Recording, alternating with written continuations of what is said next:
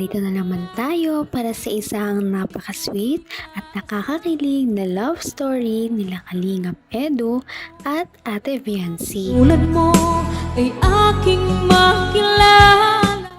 Sa pagpapatuloy ng ating love story ay dumayo na naman ang Kalingap team sa bahay nila Viancy. Kakaiba daw ang pagkakataon na ito dahil ito yata ang pinakamaraming dala ng Kalingap team sa kanilang pagpunta kay Viancy. Kaya naman, medyo kabado raw si Kalingap Edu dahil mukhang may gagawin siyang special ngayon para kay Viancy. Naalala si Kalingap Edu na kung pwede ay mag-behave daw muna ang Kalingap Boys dahil napaka-importanting araw daw na ito para daw sa kanya at kay Viancy. Mukhang may surprise siyang ibibigay kay Viancy. Ano kaya ito? Ngunit bago tayo tumungo sa isang surprise ay pumunta muna ang Kalingap team, nagtulong-tulong sila sa pagbubuhat ng napakaraming gamit na regalo ng mga sponsors na ipinaparating lamang kay Viancy at sa kanyang pamilya. Idagdag pa na napaka-sweet nga ni Kalingap Edu dahil may dala siyang bulaklak para kay Viancy noong araw na iyon. Kasi kung ano, Happy Mansari po. inunahan mo na agad ako. Updated ka. Ito nga, sinusurpresahin nga kita eh. Para sa'yo ito. Happy Mansari. At may cake pa. Pasok po muna. Grabe. Abo po kayo. Sobrang special nito ha. Pasok po kayo, Kuya Iya. Naku, kaya naman pala prepared na prepared si Kalingap Edu ay dahil monthsary nga pala nila noong araw na yun. Ito ay kanilang 4th monthsary kaya naman napaka-special ng araw na yun. Napakarami niyang dalang bulaklak at ganoon na din ang mga fans nila. Bukod sa mga bulaklak ay nagtambak din ang mga cake na kanilang dala. Sila ay may dalang 4 na cake para kay Viancy. Parang wala na nga mapaglagyan ng mga gamit dahil napakarami nito. Cellphone mo. Grabe, pinagpapahalagan mo talaga lahat ng binibigay namin sa'yo. No? Ako ba, pinagpapahalagan mo? Ano naman po? Upo na po kayo, ano. Sige na. Upo na po. Hinahawakan mo ako ha. Nakakarami ka na. Nakakarami ka. Ha? Upo na. Ay nako. Trabaho ko yan eh. Dapat happy 4th monthsary. Happy 4th Mansari po. Grabe. Ang bilis no? Napakabilis ng oras.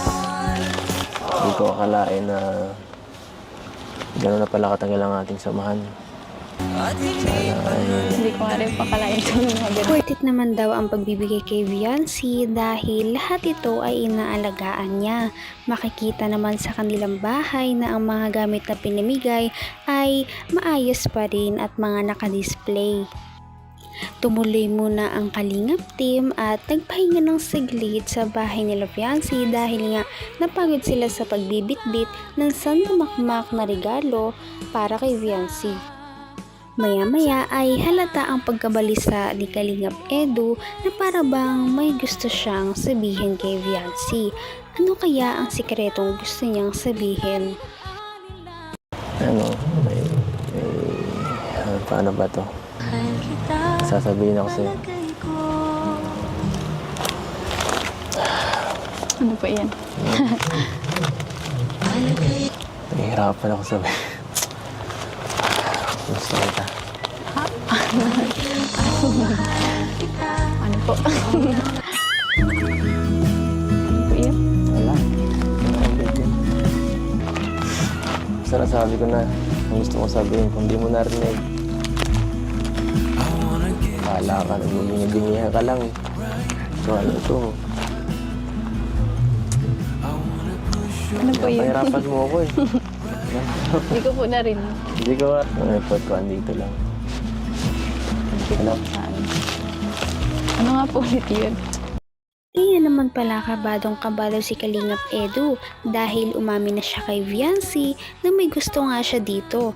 Ngunit hindi yun narinig ni Viancy kaya naman sayang.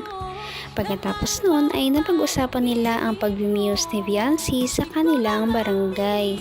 Talaga namang nagsiselo si Kalingap Edu dahil kung po pwede raw ay gusto niyang siya lamang ang nakakakita kay Viancy dahil nga sa napakaganda nito.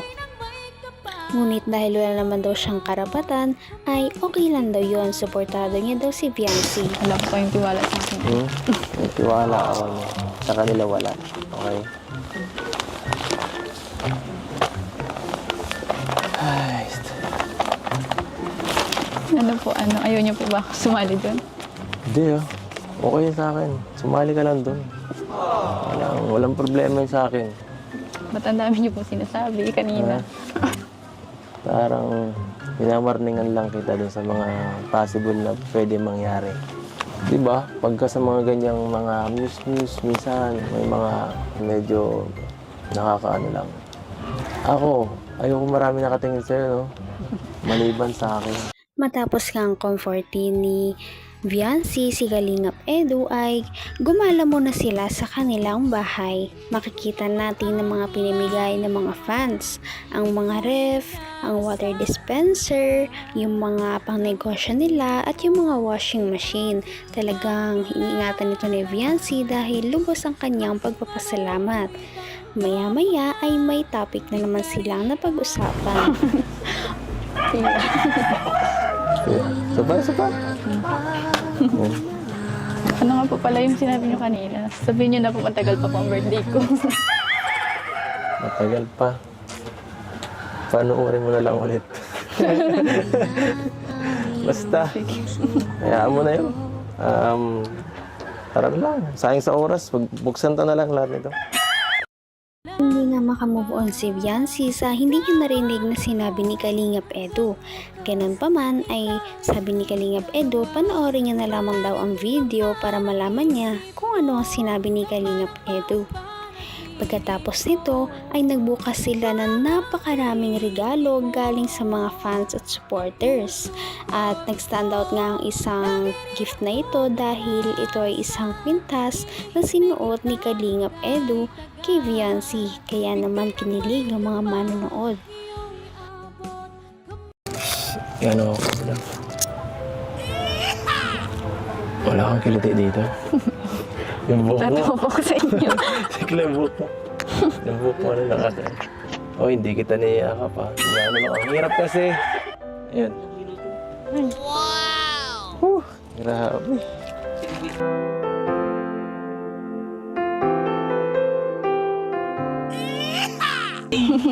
Yan, bagay na sa'yo, no? Yan. Oh, bagay na. Panawisan ka, oh. Init po. Mainit nga, no?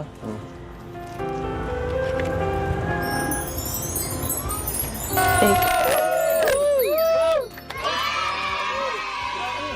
Laki. Ayan po, palakpakan natin. Ayan yung stand. Sobrang laki. Napaka-sweet talaga nila, no? Talaga namang napakarami din ang nagbigay sa kanila ng regalo. Meron pang nagbigay ng isang flat screen TV na napakalaki. Pagkatapos nga noon ay nagpahinga muna sila at kumain muna ang Kalingap team sa bahay nila Viancy dahil sa pagod. At dahil na din sa stress at pagod na naramdaman nila ay lumabas muna si Kalingap Edu at si Viancy para naman makapagpahangin at silang dalawa lamang ang nandun. Sa atin. Yan yung sa atin. Sa atin po. Sa atin? Sige. Sabi mo eh. I had a feeling that you hold in my heart. And then Malo yung heart. Igniting my day, showing me my direction. coming to me and giving me inspiration. And I ask for more from you, my dear. Be a smile in your heart. Kasama po yun doon? Kasama yun doon? Wala, joke lang po yun. Ikaw ah. May extra ka ah. Nag-request na naman daw ang mga viewers na kumanta si Fiancy dahil miss na nila ang ganda ng boses na ito. At lalo namang pinasweet ni Kalingap Edu ang moment dahil sinabayan niya si Fiancy sa pagkanta na para bang hinaharana niya ito. Palagi niya na lang kinakantahan si Fiancy para naman ma-feel niya na special to para sa kanya.